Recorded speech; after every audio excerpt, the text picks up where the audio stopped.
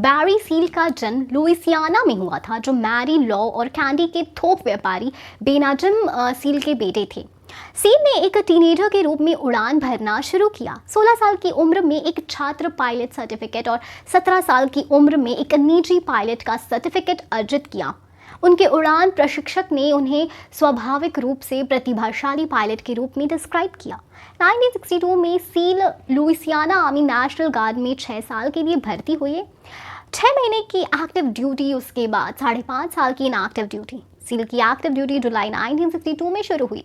उन्हें 20वीं special force समूह में नियुक्त किया गया और उन्होंने United states army airborne school चयन और प्रशिक्षण में स्नातक किया। सील एक फ्लाइट इंजीनियर के रूप में TWA में शामिल हो गए और जल्द ही पहले अधिकारी फिर कैप्टन के रूप में प्रमोट हुए।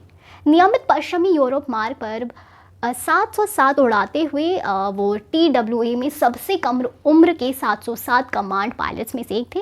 TWA के साथ सील का करियर जुलाई 1972 में समाप्त हो गया, जब उन्हें DC-4 का उपयोग करके मेक्सिको में प्लास्टिक एक्सप्लोजिव के शिपमेंट की स्मगलिंग करने की साजिश में शामिल होने के आरोप में गिरफ्तार किया गया था। बाद में इन सब मिसकंडक्ट के तहत मामला खारिज कर दिया गया, लेकिन इस बीच TWA ने सील को निकाल दिया, जिसने योजना में भाग लेने के लिए गलत तरीके से मेडिकल लीव लिया था। पुष्पा को भी क्या स्मगलिंग के धंधे से बाहर कर दिया जाने वाला है पुष्पा 2 में? पुष्पा पुलिस से पकड़ा जाने वाला है क्या? वो सब सच बताएगा या लेखा बदला? ये सब हम जानेंगे पुष्पा 2 में। सील ने स्वीकार किया कि उसने शुरुआत में थोड़ी मात्रा में मारिजुआना की हवाई मार्ग से स्मगलिंग शुरू कर दी थी। उन्होंने कोकेन के महत्वपूर्ण भार को उड़ाने के लिए एक्सपैंड किया था। Pound to pound marijuana smuggling की तुलना में बहुत अधिक लाभदायक एंटरप्राइज था।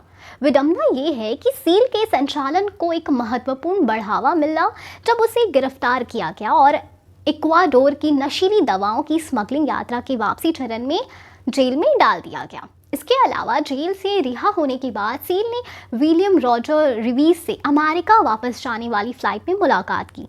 ये रिव्स ही थे जिन्होंने सील को मैडलिन कार्टेल के साथ अपना पहला कनेक्शन प्रदान किया। अपनी स्मगलिंग क्षमता का विस्तार करने के लिए सील ने पायलट के रूप में अपने पूर्व बहनोई विलियम बॉटम्स को भी नियुक्त किया। 1980 के बाद से सील के स्मगलिंग एंटरप्राइज में बॉटम्स मुख्य पायलट थे, जो अक्सर काम के साथ उड़ान भरते थे, जबकि सील ने योजना और संचालन का निरीक्षण किया था। सील ने मेडलिन कार्टेल के लिए कोकीन की स्मगलिंग शुरू की। अपने चरम पर उन्होंने कोलंबिया से संयुक्त राज्य अमेरिका तक कोकेन का आदान प्रदान किया था। सील की स्मगलिंग का तरीका लुइसियाना के दूर दराज के क्षेत्रों में कम उड़ान वाले विमानों और एयर ड्रॉप ड्रग पैकेजेस का उपयोग करना था। फिर उन्हें सील की ग्राउंड टीम द्वारा उठाया गया और फ्लोरिडा में कोलंबियन डिस्ट्रीब्यूटर्स के पास पहुंचाया गया।